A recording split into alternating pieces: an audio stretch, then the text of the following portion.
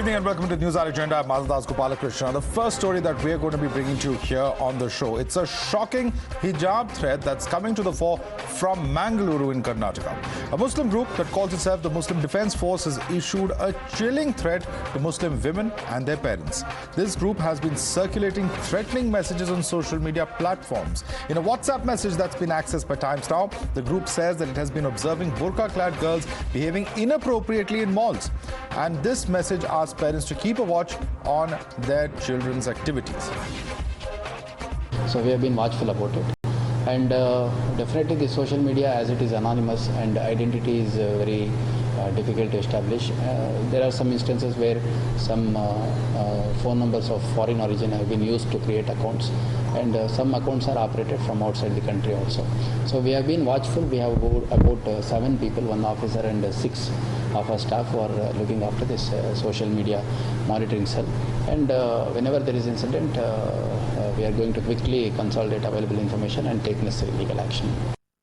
And with some of these threats actually to thrash women who remove their hijab and take selfies in public, now the police, of course, has taken cognizance of these threat messages, trying to identify those who are behind these messages. The cops say that this could even be those who are of foreign origin who are carrying out these messages. Now, these threat messages also remind us of how Muslim women in Kashmir were threatened to wear the burqa and hijab in the early 1990s. Separatist leader Asia Andrabi, who had found the now banned terror group Dukhtar and Millat, had taken it upon herself to enforce the Islamic dress code on Muslim women. And in fact, her followers clad in burqa used to visit cafes, salons, threatening women in hijab. The BJP, while condemning such threat messages, has also lashed out at forces backing the hidden hands, asking as to why they were silent now. This is very condemnable, and it's very unfortunate, you see. Our so-called secular politicians, whom they call themselves of the messiahs of Muslims, they have not opened their mouths. And I would like to remind here one thing. Hijab issue started from Mangalore, Dakshin Kannada, and the investigation is going on. The culprit will be behind the bars very soon. This kind of forced things on anybody is not acceptable. You're watching the News Hour at 10, debate number 1 on Times Now, Super Prime Time. Let's take this across to our guest. Joining us with us is Sirzad Poonawalla, national spokesperson of the BJP. Zeenat Shaukat Ali, Islamic Scholar, is with us. We also have with us Syed Aslam Pasha, who's the spokesperson of the JDS. But I want to begin by going across to Majid Hyderi, political analyst. Majid Hyderi, the argument when the entire hijab debate was on is that this is about the rights. This is about the choice of the individual. Is it any more about choice and rights? When there are such open threats being leveled to women and parents saying that we are keeping an eye on malls, what kind of behavior is this? See, firstly, any kind of threat to any community in this country is all the way condemnable, much the way this threat is condemnable. But what is required from every Indian Muslim family and the head of every Indian Muslim family in the country is that they must ensure that their females wear and observe hijab in totality. Why? Because we have reached a position. Is there no choice anymore? What happened to the debate on choice, sir? Because our religious identity is being jeopardized. No, Mr. Hyderi, let me remind you, sir, when it was the entire debate of hijab and of girls wearing it in schools was on, the entire debate was about choice, that it is the individual's right whether they want to wear it or not. Does not wearing a hijab make anyone less of a Muslim? Sir, exactly. But once we have become the endangered species in this country, our faith has become a sort of an endangered species. So we need to take remedial measures to safeguard our religious interests. Because at the moment we have a threat to Azaan, we have a threat to Hijab, we have a threat to halal, we have a threat to... So vigilantism is all right. Vigilantism is all right. Young girls should be preyed upon, spied upon in malls in public. That's all right. That behavior is perfectly fine. It's acceptable. We're just enforcing the hijab. That's what you're saying. Sir, see, the basic point of Islam is that we have a male-dominated society in our families, and it is the duty of every male head in the family that he ensures that a woman now wear hijab, including Zeenat Shaukat Ali. Charity begins at home. I really want Zeenat Shaukat Ali to come in here. Zeenat Shaukat Ali, I don't even want to ask you a question, because these are such ridiculous arguments coming today from Majid Hyderi. You know, it is bizarre to hear him talk today. I am Thank you for inviting me. I think, as you have very rightly pointed out, that the entire argument is completely bizarre. The whole of the Muslim world. Mr. Hyderi does not represent the entire Muslim world or the community. On the whole, we are also people from the community, and nowhere does it say that the hijab is compulsory in Islam. I've written a whole article, sir. Kindly go and read it. And it's got the quotation of the Quran. And when it is said that, you cover yourself decently, today there are countries like Saudi Arabia where there is Sheikh Imam Mutlaq who has given a fatwa that, it is not necessary to wear an abaya. And when the Al-Azhar University chief has said that, covering of the face and the covering of this kind of covering that you are dictating to women is not Islamic, then on what grounds are you coming in so heavily? The point is not hijab. Don't go by the term hijab. The point is that Muslim women need to be veiled. And that is the fundamental of Islam. May I finish speaking? I do not want let to her make a point. Okay, let her make a point. You can rebut her later. Make your point. 1 second, sir. Let her make a point. You've spoken. Now listen to the other side as well. Be patient. I'm going to come to you. Zeenat Shaukat Ali. We have become endangered species in our particular country.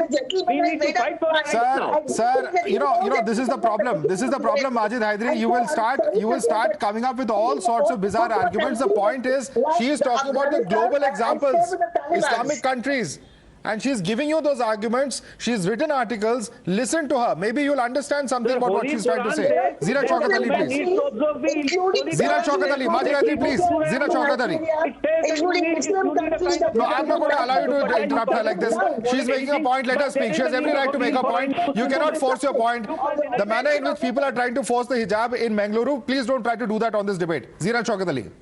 Thank you, sir. Thank you. You see, all over the world today, this issue is being discussed.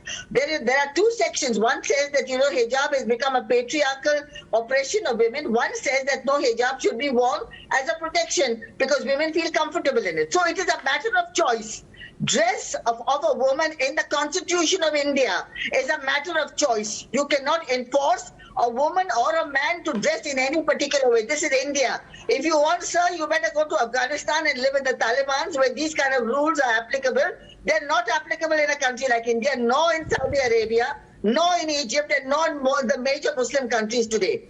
As a matter of fact, there are certain Muslim countries which have forbidden this kind of a burqa, what you wear from head to foot, this poor lady who's covered like this, because of security reasons. And they have very openly said, many countries in the world, including Kazakhstan, has said that, there have been security reasons and people dress in a certain fashion. The main thing is that Islam is teaching you to dress decently. There are no two ways about that. It is telling you to dress modestly, but it is not telling you to wear this black robe from head to foot that you have inflicted on women, and that is not.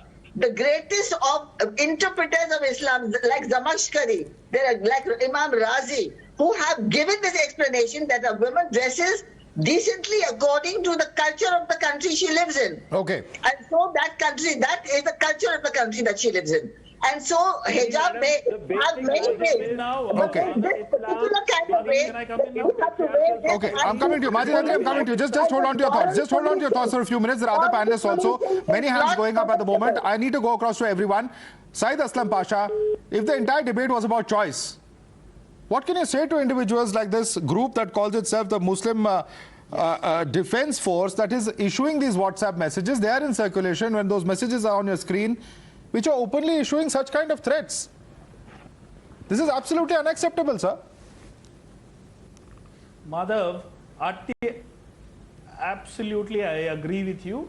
Well, Madhav, at the outset, let me tell you, the essence of Islam is there is no compulsion in Islam.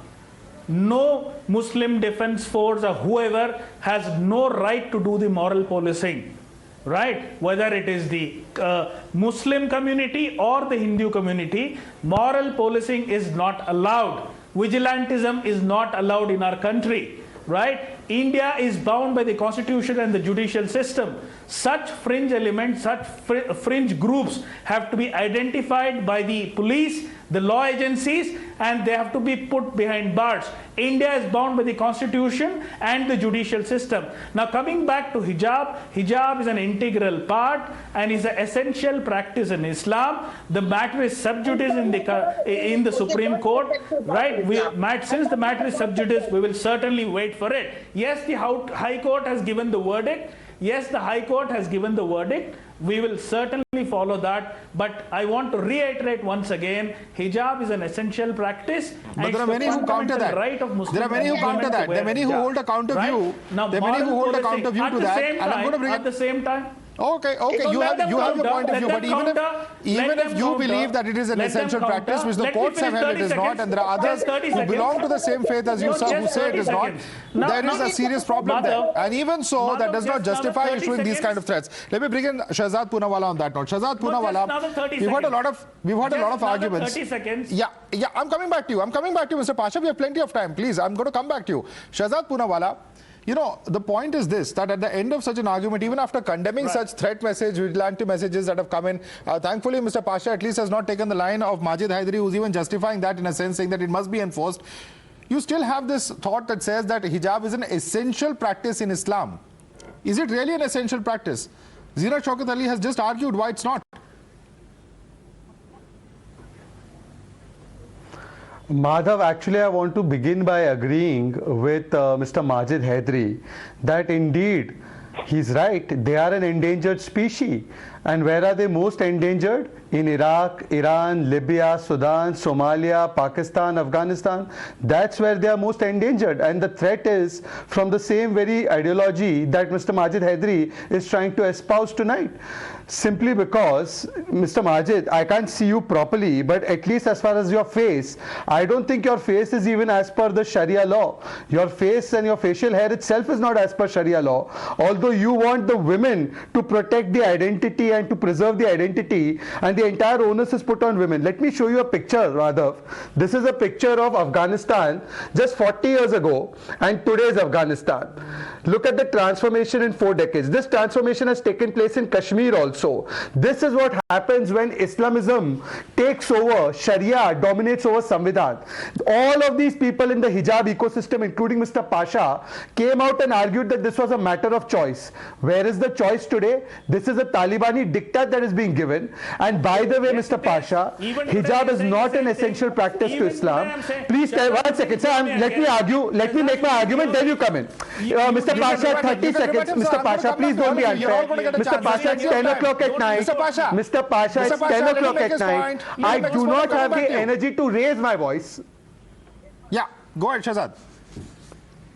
Please hear me out.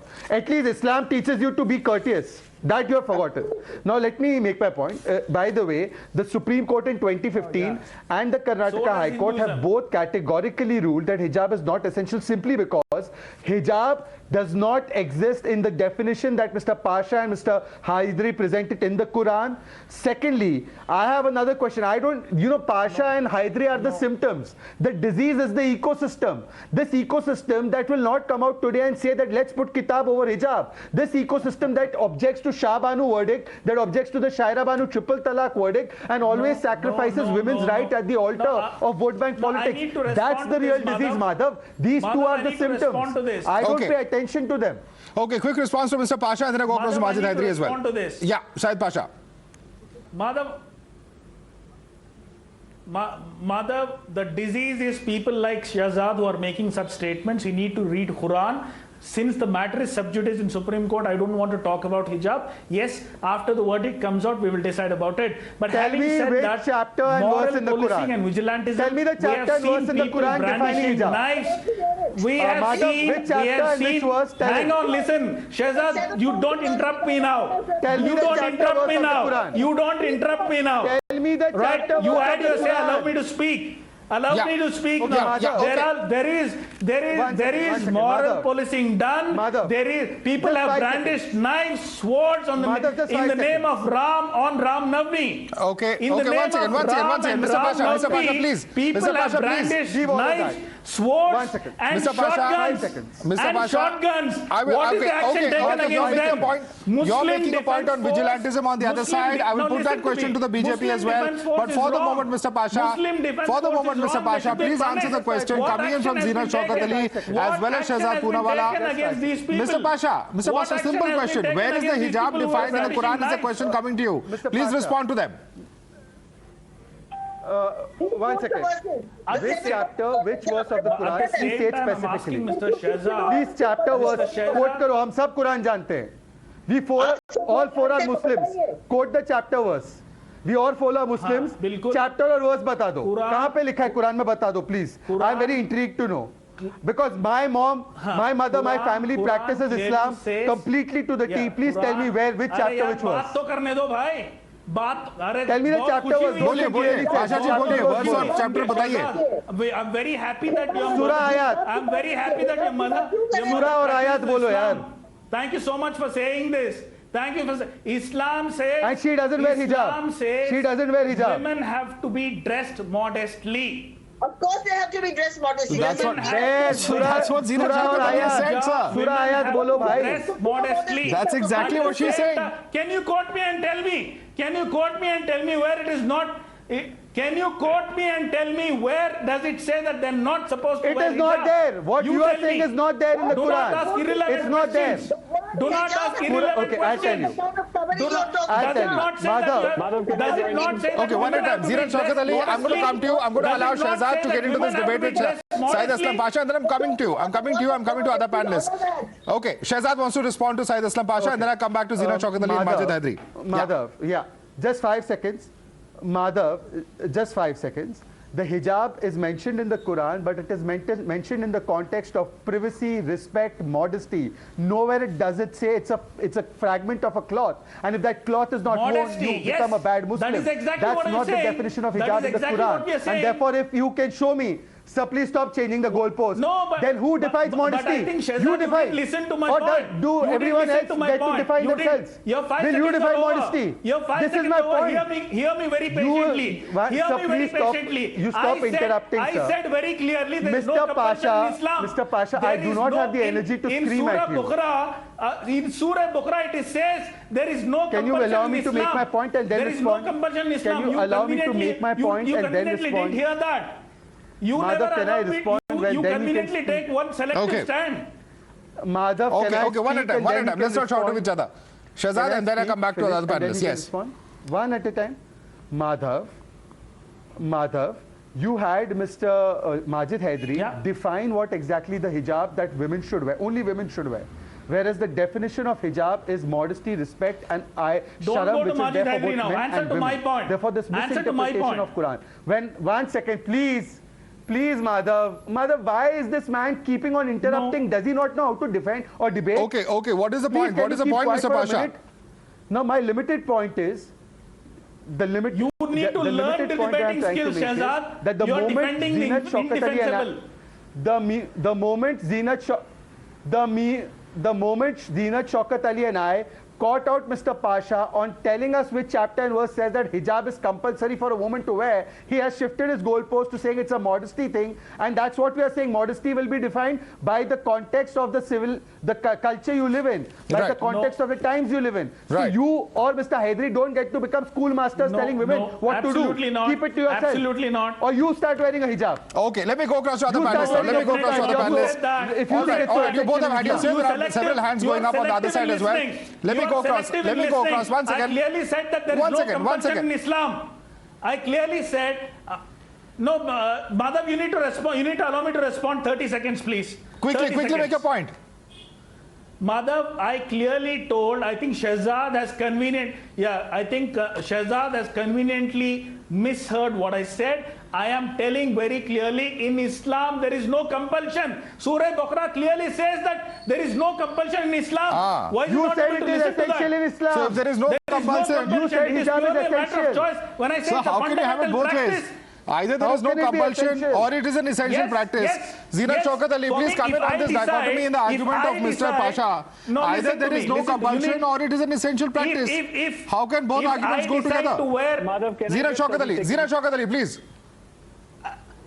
Just Why 30 not? seconds. Why not? It is depending on the individual. You made a It is point, sir. Now depending listen on to the response, individual. please. Now listen, When don't be Quran intolerant. says there Listen is to the no other side. compulsion, when Quran says there is no compulsion, it's purely You've spoken, on the Mr. individual. Pasha. Let others speak now, It's please. purely on the Otherwise, I'll have to individual. lower your fader. Zeenat Shaukat Ali. There is a verse in the Quran this gentleman is quoting which says, let there be no compulsion in religion because truth is clear from error, and that is the verse in Surah Bakr that he's quoting.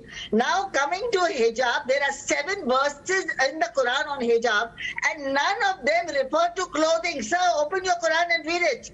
There are 7 verses. One verse says there is a hijab between the good and the evil.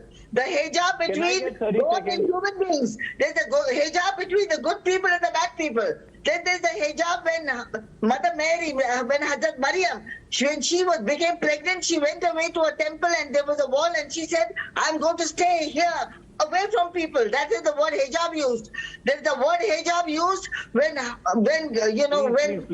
King Solomon, who should have horses, his horses were riding into the dark. And so when the darkness came in, it was the hijab.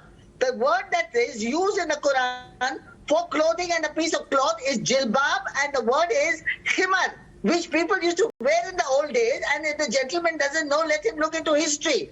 The jilbab was a long dress that women used to wear, where there was a slit in the front. And in Medina, and the private parts were shown.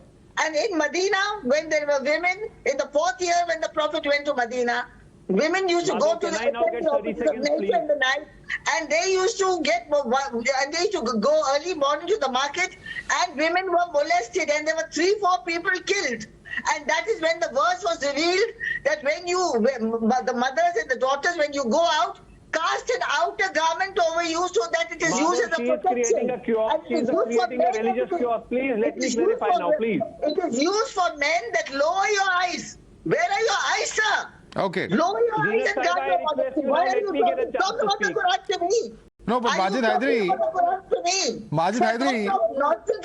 leave alone the fact that you're not following chapter 2, verse 256, which says there is no compulsion in religion of the Quran, as shared by my colleague Ziad just a few moments ago. But Majid Hyderi, you're not even dressed as per Sharia, as per Shehzad Poonawala. So why are you then enforcing this on women?